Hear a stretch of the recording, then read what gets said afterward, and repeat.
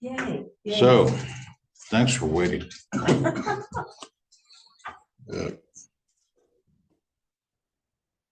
We have 2 sessions left, tonight and next Wednesday, and maybe this one will work.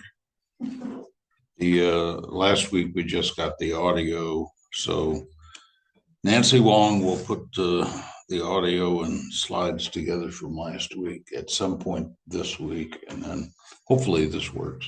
So administrative. Are we recording? Yes, we are. We've been listening to you for 5 minutes.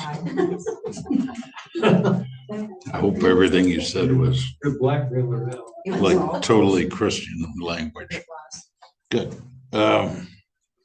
Yes, a day or two later, or maybe a week later. New rules. Wednesday, the microphone is live. It's been tested. And I didn't see anybody on here, but if you're on here, please stay on mute until it's time to ask a question. The ground rule is still the same, no change, and the rules of the road haven't changed. We're still studying Metaxas, not the Bible. Something to remember. And we can speak respectfully to each other. Hey, we had a really good discussion Sunday at the 10:30 session. Are they getting paid for discussion? No? No, They're just a livelier bunch? No, there was some discussion about some particular points. Maybe we'll have that same discussion tonight. I don't know. So be respectful and try to make your points briefly, unless you feel you have to give a speech. Okay, well. So let's start with a prayer. God Almighty, thwart every human plan to place ourselves above you. Deny the plots and schemes of mere mortals to rule the earth in your stead. Place all nations under your authority. Help us recognize the fallen one in all his forms, and give us the strength and courage to counter his relentless efforts to put your children under his wicked authority. In Jesus' name we pray. The reason we're praying about the wicked one, Satan, is we're going to talk about him. So we give him fair warning in that prayer that we're headed his way here. Chapter 10, as you recall, we'll do a quick recap. The title was Mere Religion versus Following God. You recall the narrative part of it was that Bonhoeffer had joined the military intelligence, and he was positioning himself to fight the enemy, that's Hitler and the Nazis, from within. So it was a conscious decision. He didn't get there by accident. He wasn't drafted. He joined, and he joined the branch that he thought he could best do his thing in. He indeed led the life of a double agent, and he performed that secret mission to inform the outside world of the plot to kill Hitler. And then that caused him a set of moral dilemmas that he had resolved before he went forward. And you recall that it's counterintuitive that you would have a secret plot and then go outside the country and tell somebody. Yeah. But the reason they were doing that, and I had some good questions on that Sunday, and I went back and read some source material, and the people who were plotting wanted to take credit for it because they thought it was going to work. And as soon as it worked, Hitler was dead. They wanted people outside of the country, because the media inside the country was controlled, to know that they had done it. And that would position them to either take over or help fill the vacuum that happens when a dictator gets killed. Yeah. So that's where they were headed with that. That's what they were trying to do. And they selected Bonhoeffer to do it.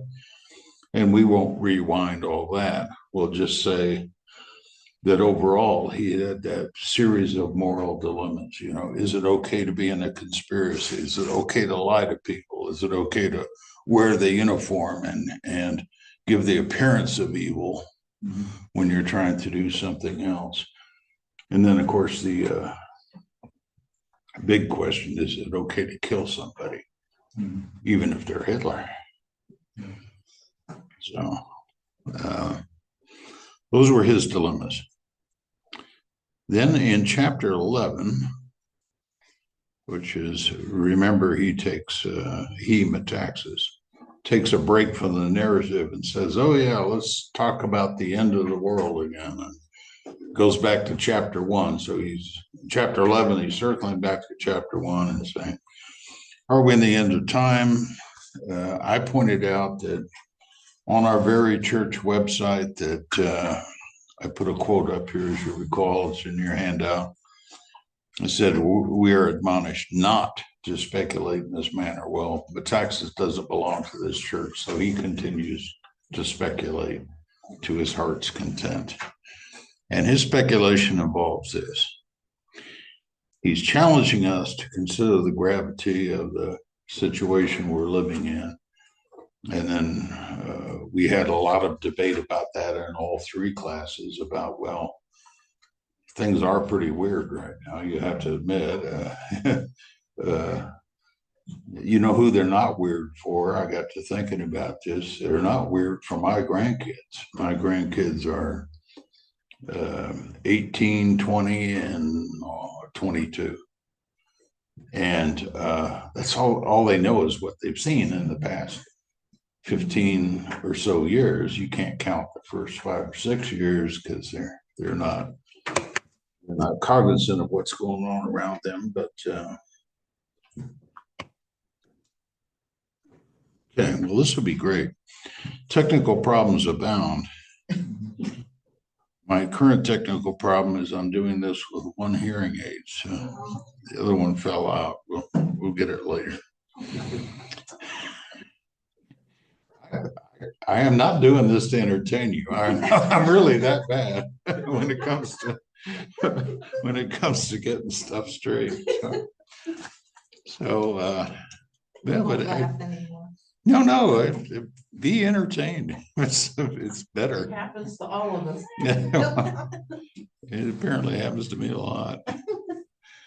So anyhow, he went on to say, I was using the example of my grandkids. They don't know any better. They didn't live through they lived through, for example, the housing bubble when people lost half the value of their properties. But they didn't own any property. They didn't know what's going on. Their parents didn't burden them with that information. And I use the example of, it was pretty weird in the 60s too, when I was in high school and college. Started off high school and somebody shot and killed the president. It's kind of a big deal. So, but Metaxas wants you to zero in on today. And he warns against one world religion and one world government. And he makes his focal point for this argument in the closing pages of chapter 11 by saying the mainline denominations, Christian denominations in the United States are guilty of apostasy. They are not following biblical teachings. And then to be really crank up the argument, he throws in his main examples as teachings of affirmation for LGBTQ values.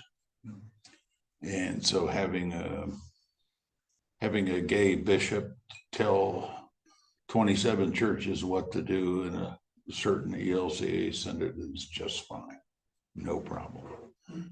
And Metaxas says, I don't think so. And as Tim pointed out, yeah, he grew up Greek Orthodox. He's currently an Episcopalian. I did not know that, but I looked it up. And he goes into mainline churches in New York City and sees celebrations of LGBTQ values. And he's just like, how much worse can it get for the Christian situation in the United States? By the way, a big part of the discussion on chapter 11 has turned out to be that, and you all are very perceptive, I'm sure, in your reading, he's really hearkening back to his own book, Letter to the American Church. So he'll throw in a little European stuff now and then, but if you want to hear about Sub-Saharan Africa or Latin America or the Pacific Rim or any of that, you're not going to hear it here.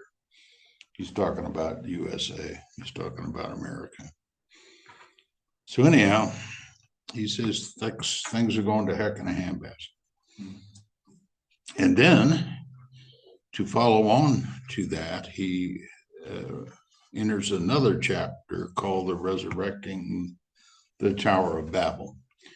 Some of the important citations. I'm going to put them all up here at the same time, if I can. Yes, there they are. So he starts off with the Tower of Babel story, the Genesis 11:4, mankind decides that for the second time since the Garden of Eden that they're smart enough to reach heaven on their own, so they build a tower, and they're headed there. And if you read the Bible in a very vernacular sense, you know, God gets like up to his chin with this stuff, and he intervenes. And he says, you know, I don't think so. A tower comes down, people are scattered, languages are varied, and then we have some great discussions in other classes. And I'll try to do them justice and share them here. We have some pretty well-informed people in our congregation, and they're saying, well, you know, there's like 10,000 languages in the world, but if you speak, I think it's 9 or 10 specific languages, you can communicate with almost anyone in the world. So you got English and Spanish and Chinese, and 2 forms of Chinese, Yu and Mandarin. If you can speak those 10 languages, you can communicate with almost anybody. And a lot of this has to do with the colonial period. I'm not talking about the United States now, I'm talking worldwide. So if you go to different parts in Africa, you can find people speaking English, you can find people speaking French, German, Dutch, Portuguese, because that's who colonized those areas. And same is true in Southeast Asia. It's less true today,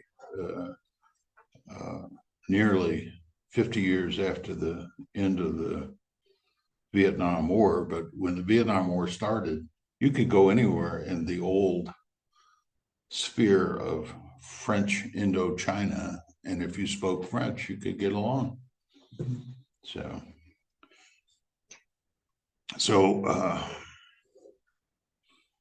Ezekiel reference invokes the interpretation of the king of Tyre. Tyre and Sidon were the main 2 Phoenician ports.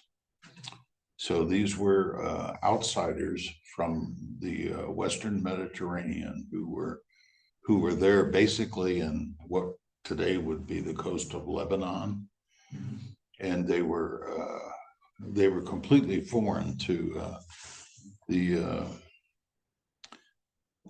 Israelites and the people that the Israelites were surrounded with. Okay, and Ezekiel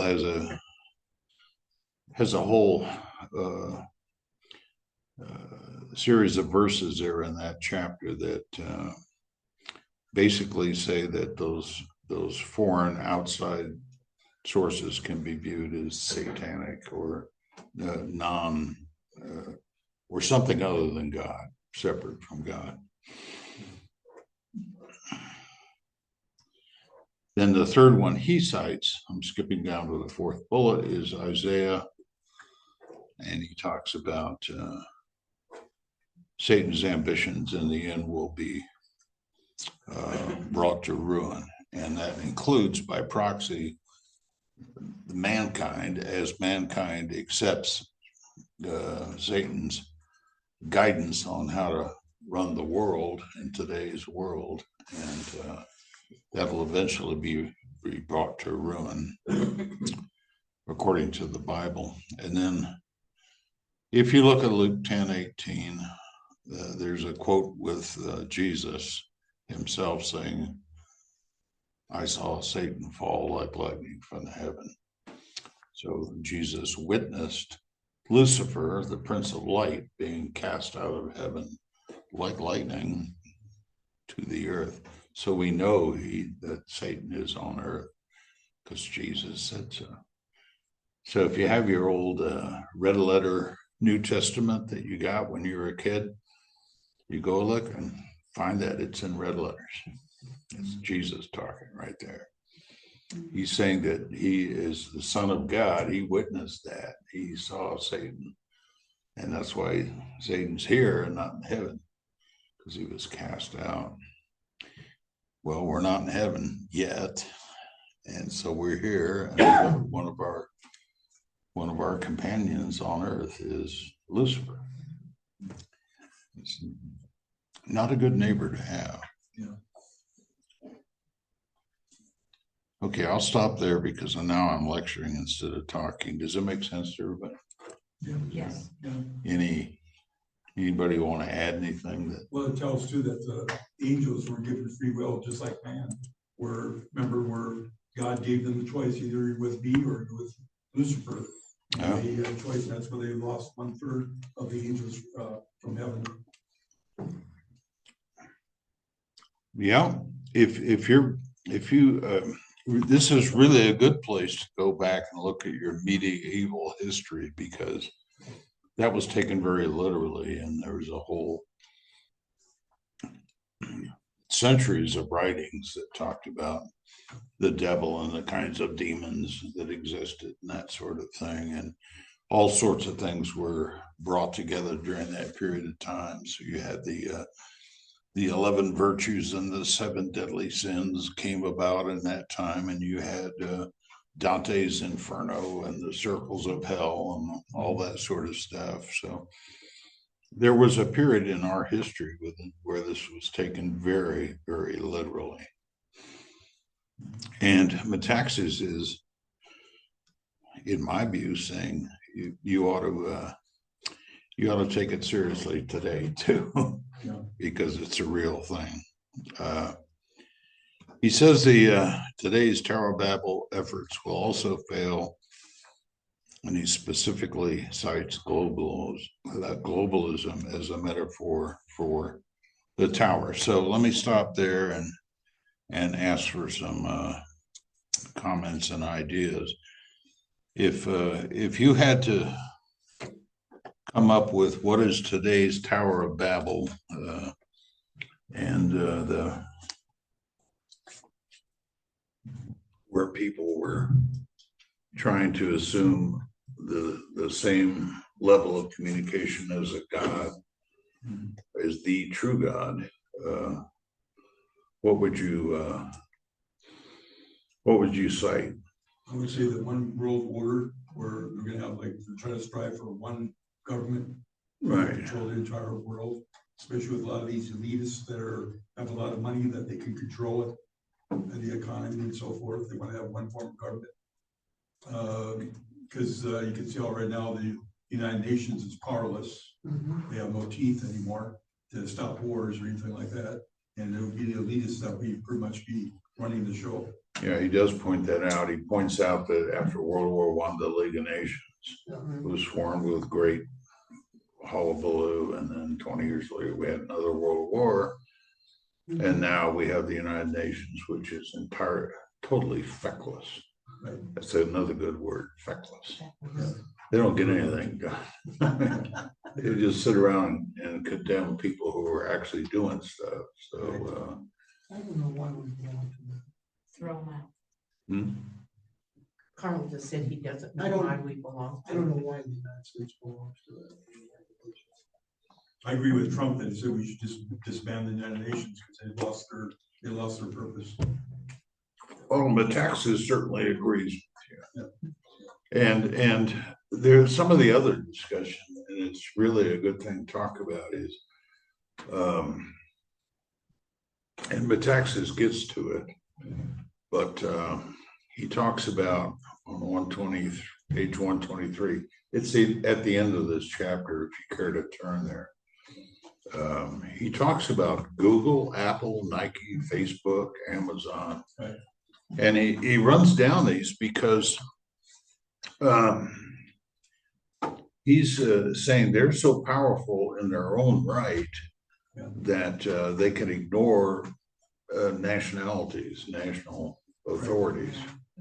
And even when nations fight back against them, they find themselves somewhat powerless. One of the examples I would use is the European Union. So now we have a very large collection of nations who have pretty much given up their national boundaries. They've given up their national economies to a single sort of economy. And that includes a single bank that produces the currency euros. Now, I lived overseas 3 times. My wife lived overseas 2 additional times. So we always lived in an environment where you had to change currency just across the border. Yep. So if you lived in Saarland in Germany, which we did, or Rhineland-Pfalz, Germany, then you would have to go down and exchange your Deutschmarks into French francs if you're going to go across the border and shop in France. Yeah. Well, that hasn't been true for decades now, you know. So what's happened when those countries surrendered their borders is there's free movement of people. So if one country admits a certain amount of to make the parallel with the United States, a certain amount of undocumented immigrants, let's say like from Syria, or I mean, name a country, any place you want. Algeria is a good one if you're in France because of their long-term connection there. But those folks come over. Well, France has had Algerians coming over for 100 years, because of their colonial connection. Well, do they have to stay in France anymore? The answer is no. With the European Union being what it is, they can go anywhere. So you go up to Sweden and find Algerians up there. Is that a good thing? I don't know. I don't live in Sweden, but that's the argument that's being made through Metaxas's point there. As far as Google, Apple, and those, he throws in Nike, which isn't quite the powerhouse of Google, Apple, and Facebook, or Meta, or Amazon, but he throws it in there because Nike has a irreparable reputation for using slave labor, not only in China, but in Southeast Asia. They just use child labor, they use slaves. They have the most popular shoe brand. So how can that happen? Well, it happens because the people buying them are consumers, not thinkers, you know, and they don't draw the line anywhere. They say, oh yeah, I've got to have those Air Jordans or whatever. You ever see people where I went to a formal event, or what in New Mexico passes for a formal event. It's not really formal. It means the guys were wearing ties. Okay. So, hey, what's the dress? Formal. I think, man, I got to go find my tuxedo. You know? No, that's not what they're talking about. So I go to this event. More than one person was comporting to, let's say, from the waist up. They had a nice shirt, maybe tie, sports coat, probably not a suit. And what kind of footwear do you think they're wearing? Sandals. Oh, thank you. Sandals. Thank you. Sandals. Absolutely, you know, the finest, highest end, whatever, Nike or, I mean, I don't know the brand names, you tell me, but, and if you ask anyone about that, which I did, I asked someone that I knew that person knew the person who was wearing these shoes. And I said, hey, what's up with that? And his answer was pretty simple. He says, hey, Buzz, those shoes cost $450 a pair. It's a status. Yeah, those cost $450 a pair. And I'm looking at my shabby whatever, you know, which I think are more appropriate, but they only cost $120. So I'm obviously way out of my league. So Google, Apple, Facebook, or Meta, Amazon. What do you think? Are these people powerful enough to, you know? The word today is oligarchs.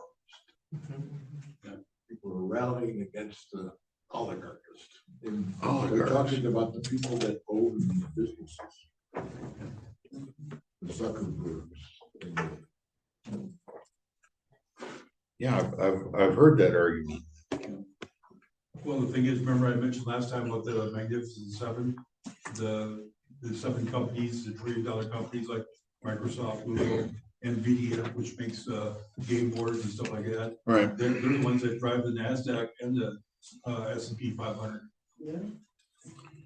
That is true. If you're an investor, you know that it just takes a very small collection like the Standard and Poor 500, S&P 500.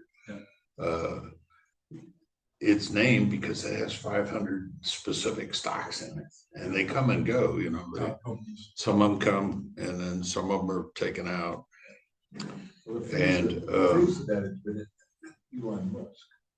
I mean, there hasn't been anybody more forward in this oligarchy of control than Elon Musk. Now, you can argue if they've been beneficial or they've been harmful. That's a different question. I'm glad you spoke out for two reasons. Number one, the frequency of your voice is inaudible unless I have my hearing aid. So I had to go find it. Number one. But number two, I mean, what did that guy, salary that guy just negotiated?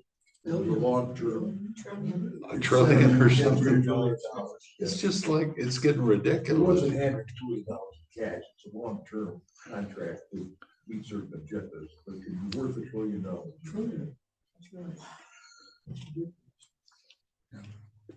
Right. The question. Well, okay, I have ultimately going to bring $1 trillion in more value to the American economy, to the American people. Right. That's the fundamental Right. question. If he is, then he's probably worth it. that's true, but the counterpoint to that might be how much leverage does that give him? Well, that's the oligarch. Yeah, exactly. So I'll give you a personal example. I'm not trying to be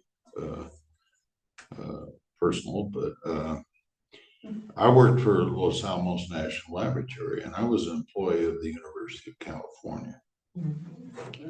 And so they have a ridiculous retirement system. That is to say, it's a good one to be in. Yes.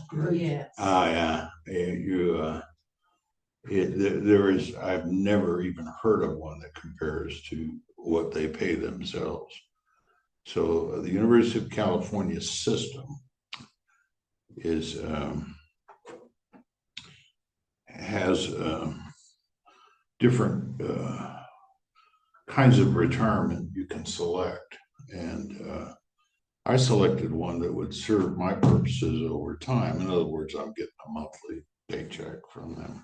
Okay, so all of you folks who are investors know that you can take a formula called the time value of money, and you can use that to determine a lot of different things. And the one thing you can determine is you could just take a payment, whether it's monthly or annual, and you can estimate how long you're going to receive that by going to the actuary tables. Like, I'm going to be dead in 10 years, for example.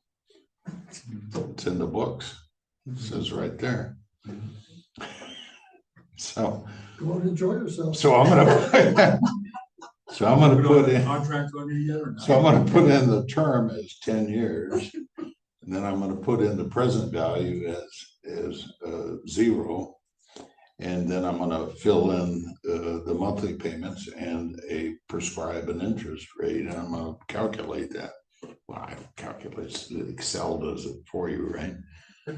Or your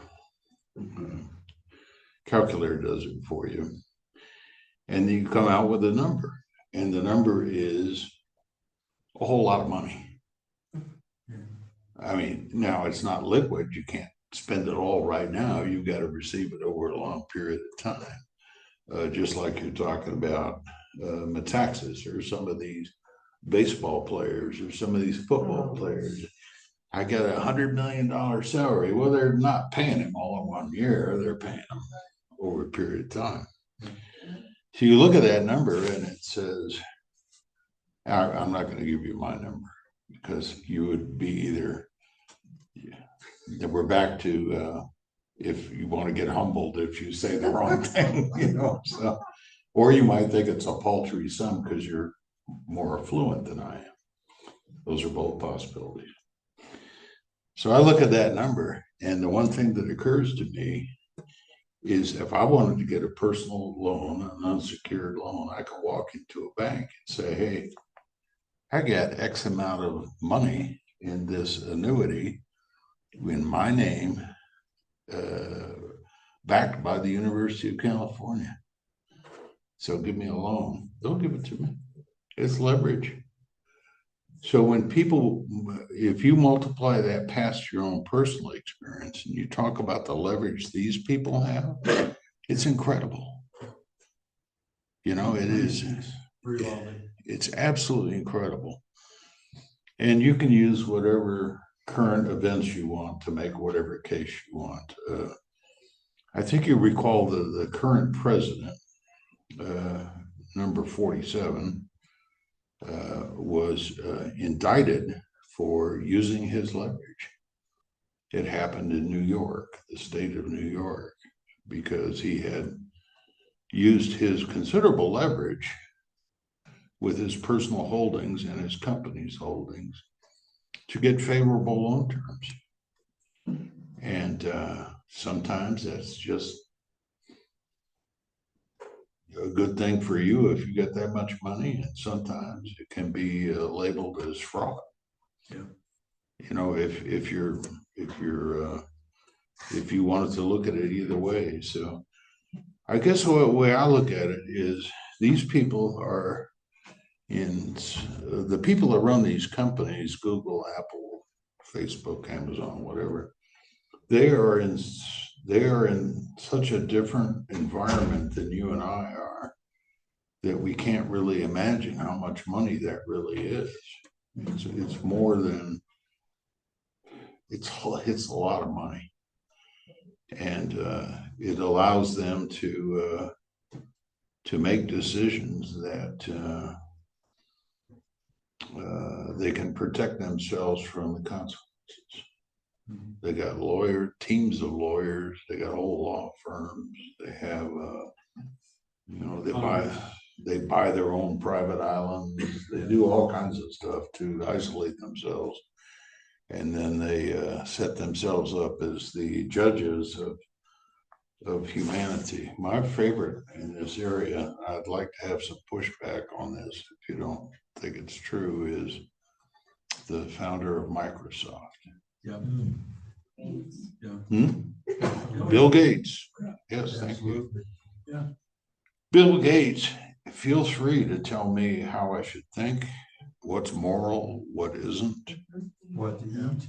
And he could tell me anything because he's Bill Gates and I'm not. And I could, I can't even envision the amount of money this guy's got. Yeah. And then if you criticized him, which you might choose to do, he would say, well, the Bill Gates Foundation gives $5 bazillion a year to various charities. Oh, okay. So that makes him virtuous, right? I don't know. If he has to talk about it, yeah, he's not virtuous. Yeah. If you have to tell people what you do with your money, it's probably just to make himself feel better for the other things he doesn't do. Yeah. So I was at a different banquet, Johnny and Friends banquet, a couple weeks ago, and some other members of the congregation were there. I was there because I went to a warrior retreat that they sponsored last summer. But you know who else was there? Pastor Jerry and Watts and his wife Joy. And you know what they did? They recognized Jerry as being the pastor of Faith Lutheran Church. So he's representing you. And they said, now he's the only pastor in the whole room. We're talking a couple hundred people that gets called out and they say, this church is supporting our programs. So being a gracious person, Pastor Watts got up, acknowledged that, but he didn't seek it. Okay. But trust me, he was publicly acknowledged. And Jerry is like you would want any pastor to be. He understands they're talking about the church he leads and the treasure or gifts that you give. He knows it's not him personally. He doesn't, Yeah. But there's a point where he's acknowledged. Did you know we had a fund in this church that supports people in need? I mean, Yes. individuals. Yes. You know about that, Tim? Well, that's how I ended up coming to the church. Huh? Because they help out people that can't pay their rent or people that can't pay their utility bills. Utility bills, whatever. Mm-hmm. So we have we have by the way, it's very well vetted. This is a big discussion in the church council, so it's not a secret. Yeah. But we never give money to individuals. Right. Never. Okay, but we might pay a utility company on someone's behalf, or we may pay a mechanic a car bill because the person needs transportation or whatever. Yeah. All of that's anonymous. Yeah. Nobody knows who gives what to whom for what reason. There are staff members who do all the vetting, they do all the checking, and they do a good job of it. Okay, but they are truly giving. This church is truly giving anonymously. Right. And sometimes it's within the congregation. We're large enough of a congregation to have people in need at any given time. And so we help our own, but we also help people who are referred to us by other agencies. My daughter was in CYFD for many years. And for her own sanity, she resigned some time ago because it's a really screwed up place to work. Yeah. But her job was taking care of babies, okay? And the reason she quit her job was because they were, during COVID, they weren't letting her visit the home. And she would do a visitation by opening her phone up and telling the parent to take their phone and show her a picture of the baby. That's how she's trying to figure out if the baby's okay. Yeah. That's nuts. Yeah. Now, that's, kind of like the reason she resigned. But I knew from her, she called me one day and she said, "Hey, your church is on my list." And I said, "What are you talking about?" And as a social worker, she was in a position to say, "Okay, this is a place I can go to get certain help for certain things." And so it's good to be known as that. The ultimate test is that the glory goes to God. Right. That's the way it should be. You can be known for doing things as long as we're giving all the glory to God. I think that's a very true statement. That's why I like when you said the fact where when you give, you should give an honest way. That way, people don't know that you're the one that's giving you. Right. And I know a lot of people that when they give, they leave it with the stipulation that when they give, that nobody knows that you're giving. Yeah, but there's a step beyond saying that it's not just masking your identity. It's showing, it's offering an intent that it's to the glory of God. So now take all of that and look at these people that run these companies. I mean, do you think the Gates Foundation is like, you know what some of these people give to? Yeah. Yeah, I mean, if you took the time to look at their foundations and what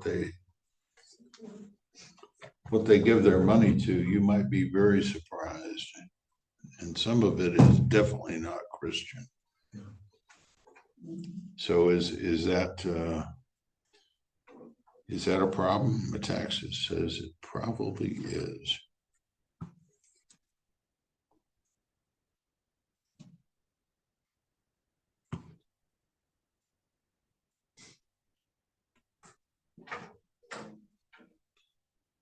Okay, rest of chapter 12.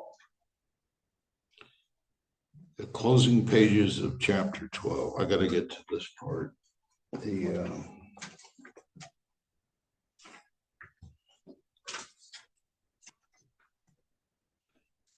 Metaxas makes the statement that only the American church can counter satanic global influences. I'm not sure that's true, but that's what Metaxas says. You can find all this on pages 124, 25. He again draws the parallel, as he sees it, to the German church in Bonhoeffer's time. And then his prescription is this right here. So we had a really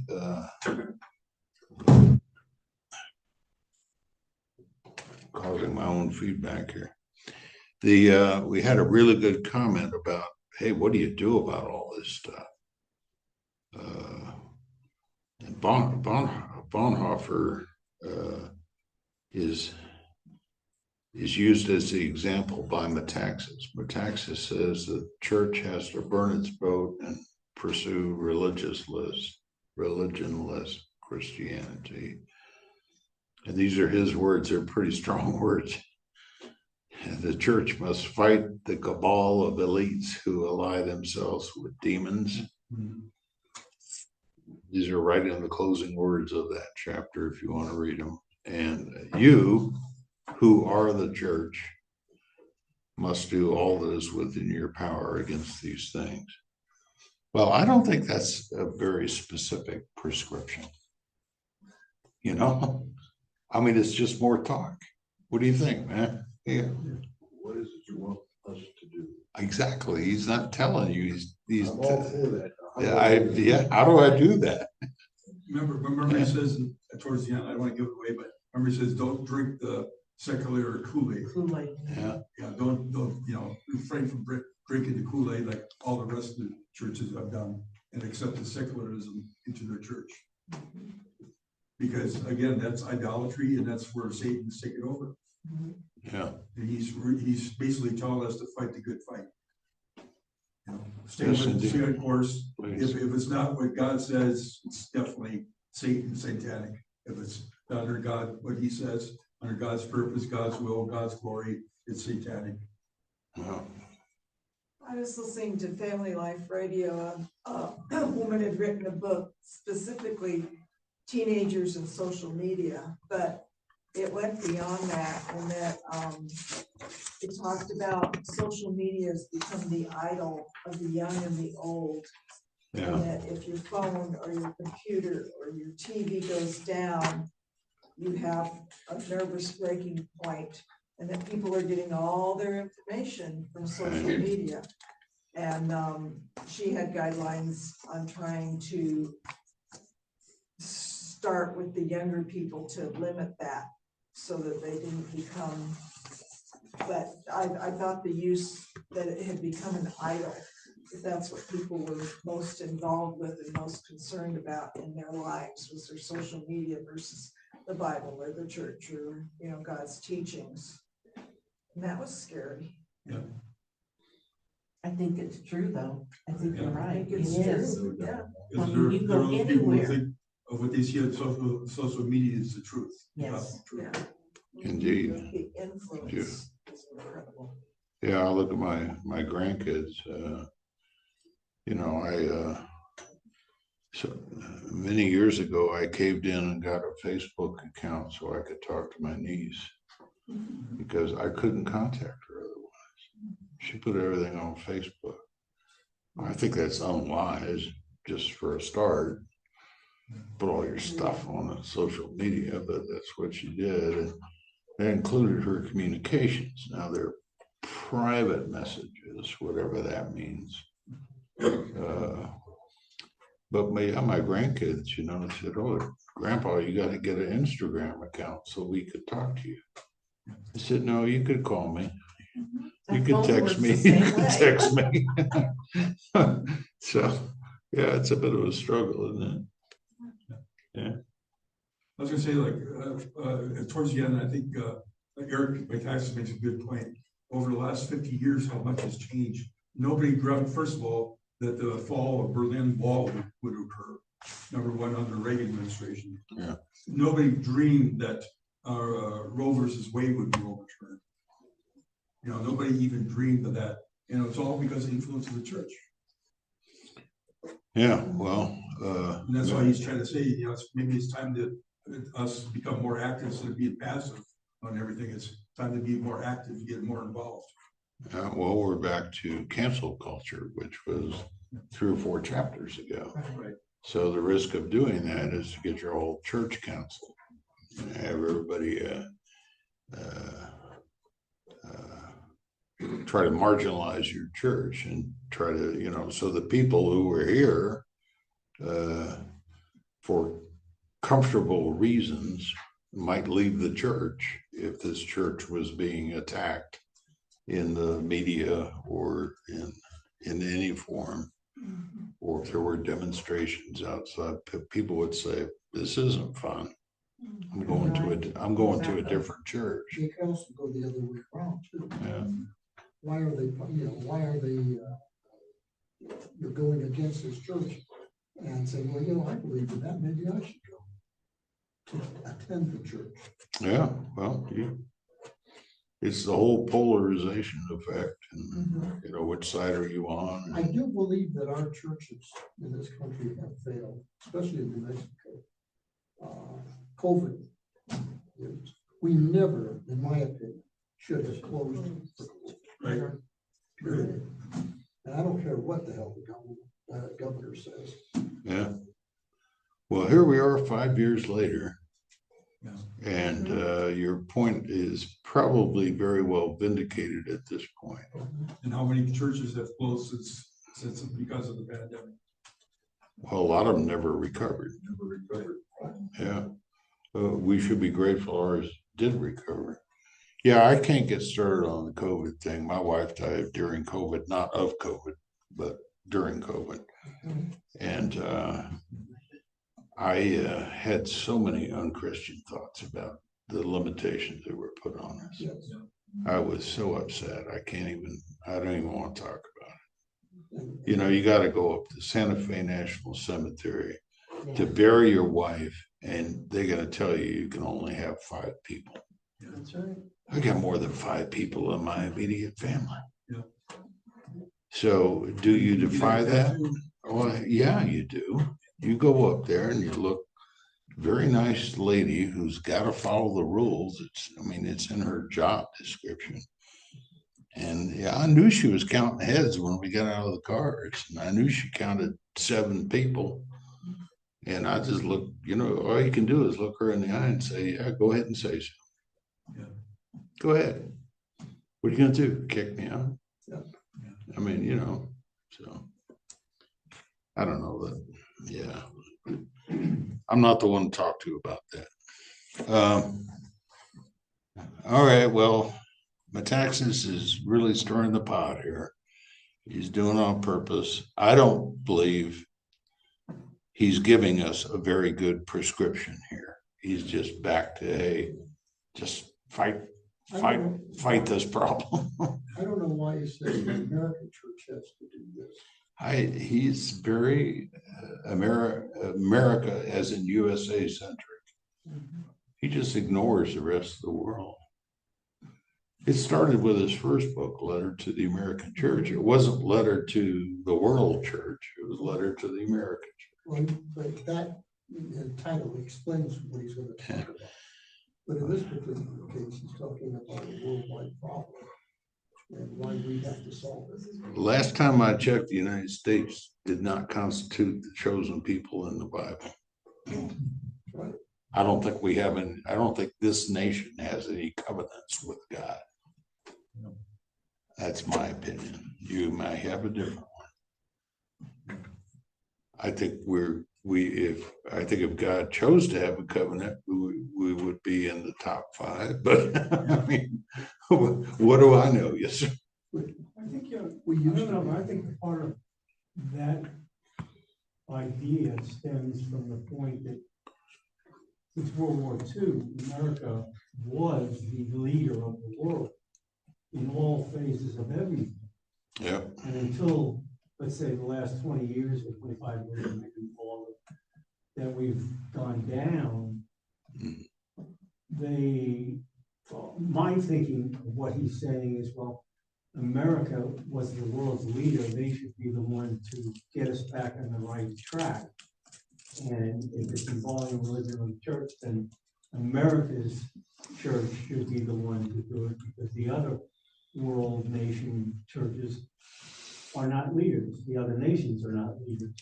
That's the way I would look at it, as why he was picking out, in particular, the American church. But since we've fallen down and are not world leader anymore, then it becomes questionable. Well, I think you're right in the sense that it doesn't matter what my opinion is, but I think that's a correct statement in the sense that the more you are blessed as a person, as a family, as any group or any nation, the more you're blessed, the more responsibility you have under Christianity to share that blessing. So in that sense, I think Metaxas is correct. But he's also running the argument by you that you just made, is that, that all this erosion points to the United States not being such a great thing anymore because of what we've allowed to develop socially, politically, whatever. You know, after Charlie Kirk was assassinated, Mm. leader of Church of the USA, Mhm. the saying went around, we are now all Charlie Kirks. And you ask yourself, what was it that Charlie Kirk was trying to do? And what he was trying to do was adhere to true Christian values, explain those values particularly to today's younger folks, Right, in the hopes that it would strengthen the Christian church, meaning as a whole, the Holy Catholic Church, if you will, the Holy Catholic, meaning universal church. right, right. Within the United States, it would be able to stop some of this. And he tried to do that, despite all the rhetoric against him, without pointing out hateful messages to those that felt that he felt weren't following Christian principles. He didn't do that. He just said, this is what I believe are the facts. The facts are derived from the Yeah. gospel, and this is what I think you should understand. Not, I hate you because you're homosexual. I hate you because you Right. support abortion. You got to understand why I feel the way I do. And I think that's probably the biggest calling we can all have, is to try to strengthen the Christian church by pointing out unabashedly and without fear our feelings about what the church means to us, what it means to follow Christ, what it means to subject yourself to God's will. Right. But do that without hate. Don't destroy, try to destroy Which is the hard, person you're which trying is to hard help. to do. It's hard, absolutely. It's hard. Sometimes it's absolutely impossible to do. Yeah, But don't retreat, but stand forward. You know, it's put on the full armor of God, and here we go. And that's, we talk about it every Sunday, you know, bring somebody, go forth and tell the story. Everybody's, yeah, we're gonna do that. And then we all fail. One way or another. We try, and we do good work. Faith does great work, as we were just talking about. yep, But we got, okay, that's great. Now let's do some more. Let's do something different. Let's keep pushing at it. well, Metaxas takes that thought and he points out Bonhoeffer's, what he calls Bonhoeffer's moment of failure. And he's leading us to opportunities by talking about failure. And you only get failure if you're put in a position to do something and you don't do it, or you try to do something that doesn't work out. He's trying to humanize his lead character here.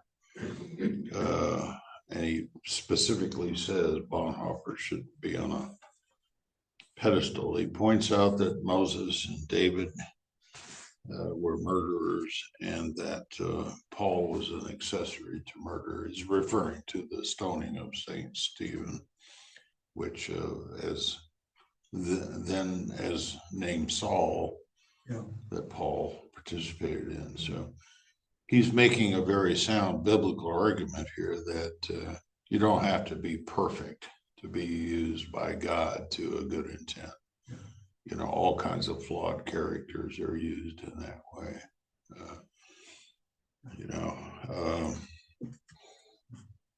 He uses a very simple example. I'm not sure it's the best one in the world, but it's the best one he's got.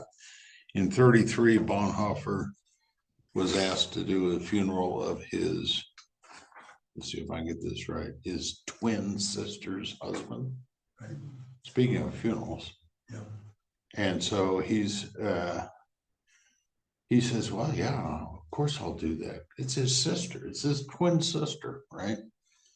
And he consults with his peers, and his peers say, oh, man, don't do that. Yeah. Do not do that. That'll bring wrath down on not just you, but all the rest of us too. So they're not just appealing to his decision, they're appealing to it and saying, hey, you're going to hurt us too. Yeah. Right? So people will make those arguments, and they will say, you know, don't rock the boat. Yeah. Well, to Bonhoeffer's shame, he did not rock the boat. He didn't preach at that funeral. He didn't do it because the person involved was a Jew. And Metaxas is saying, and I have to take his word for it because he's the biographer and he's seen all the material, and he's saying, hey, that one failure led him to be stronger in the future. It led him to be strong. And then he tells us, Metaxas tells us, hey, we're all sinners. I guess we can agree with that. We all fail at one time or another, and we need to confess those failures and then use them as lessons learned to do the right thing in the future. And so I don't know about you all. I don't know everyone's background and what you've done or haven't done. But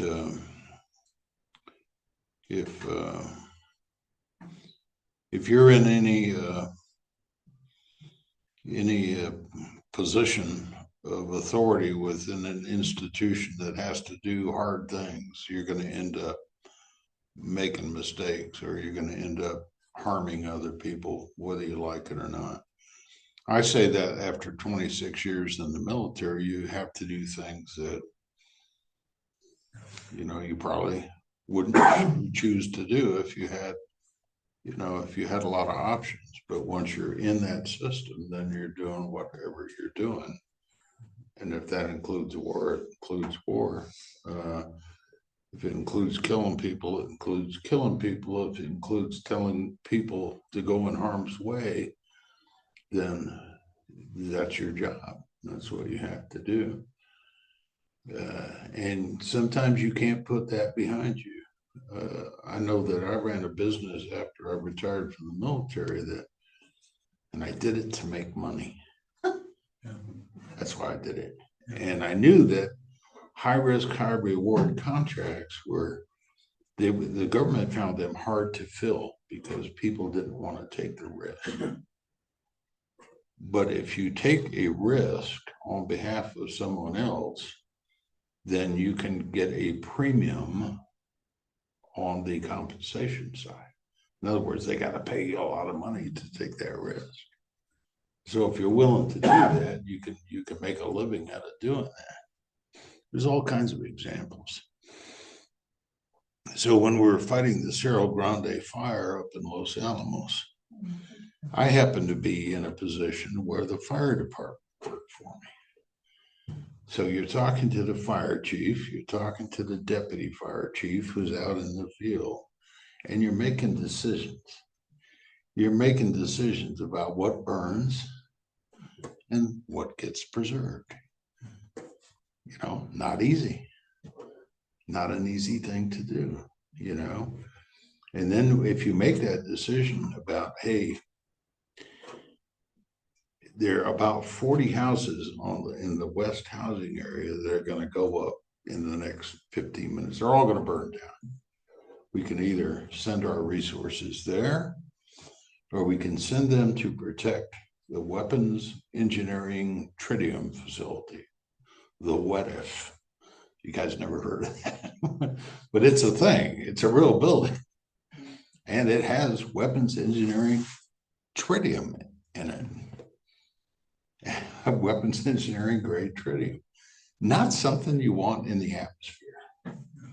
So you make a decision: people's house burned down, or do you have a greater risk over here? And you make that decision. And part of that decision is sending the firefighters in there. Well, what if they get killed? Is that on you? I mean, these are all, you know, the kind of discussions that Metaxas says. I think he's spot on in this area by saying, hey, Bonhoeffer made all those decisions that cost him his life. So don't look at him as some big hero. Look at him as someone who faced up to those things and made the best decisions he could, and tried to serve the Lord, tried to do the right thing, tried to tried to fight bad where he found it. He does make the argument that given the right guidance, you can end up doing the right thing at the right time. So whether it's defying the governor over the next stupid thing the governor wants to do, you know, maybe that's what has to be done. I don't know. What do you think? Well, basically, he's talking about life, because life is decisions. Yeah. You know, and whether they be good or bad decisions, you gotta be willing to live with the consequences that result from your decision. Or as we confess every Sunday, things done, which you're talking about, and things left undone. Yep. So sometimes it's what you don't do. Yeah. So, Yeah. Failing to act is also a decision too, you know, where you don't, like you said, don't want to get involved. Don't want to make waves. yeah, no, you're responsible in both directions. Yes, sir. You gotta have your Christian values try to drive your decisions. It may still be the wrong decision, but let it be the Christian value that tries to drive it. And the moral and outcome, you know, Eric, but the discussion we had about what's first, morality and then outcomes, or outcomes produces morality. I happen to think it's morality is driven by Christian values that produces great outcomes. But Right.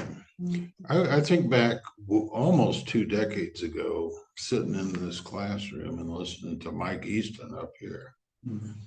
And Mike Easton talked about the paraclete, and Greek term for Greek term shorthand.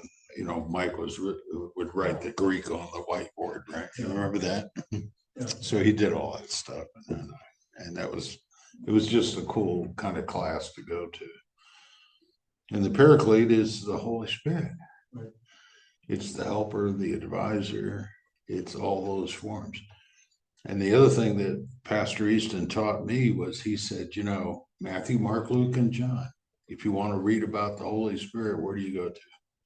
You go to the book of John. The Holy Spirit is mentioned in John more times than all 3 synoptic gospels put together. Did you know that? I did, because Easton taught me that. Just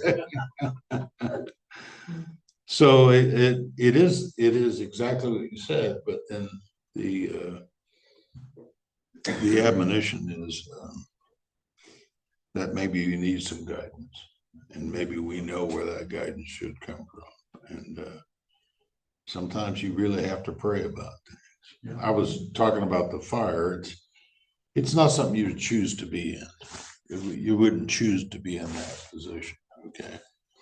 And then you got to figure out if you're going to be faithful during that situation. So you're making all these rational decisions. You got plans that a lot of smart people sat down and said, got to do this, but this would take precedence over this. So you got a lot of guidance you're working with, everything. But you know, the one thing you have to do in those circumstances, Right. you have to walk out in the hallway, get away from all the chatter in the big room with the big screens and all the big guys making all the big decisions. You got to kind of find a reason to go out that door, walk down, find an empty spot in the hall, pray about it. Yeah. Because if you need the guidance, you need to have your head screwed on when you go back in there. So next week, we are going to be greatly encouraged. After all that, Metaxas is going to tell us to be greatly encouraged. I can't wait. I can. So if you can stand to be here one more time, come back Wednesday and find out how we're going to be greatly encouraged. Yeah, don't drink the Kool-Aid. You know, it's funny he uses that. That's Jim Jones from the 1960s, leading his congregation down to Guyana, was it? Yeah. And then, you know, people knew things were wrong. They got an airplane, flew down there, and he killed them. And then he said, well, you know, now that we've killed the congressional delegation, let's kill ourselves. Yeah. And they put all that poison in the Kool-Aid. So it's funny, Metaxas is quoting something from 65 years ago. Yep. I don't know, you do the math. Mm-hmm. But he says the problem is today, it's like, come on, man. Weird stuff was happening a long time ago. All kinds of bad stuff. So anyhow, that's what we're doing next week.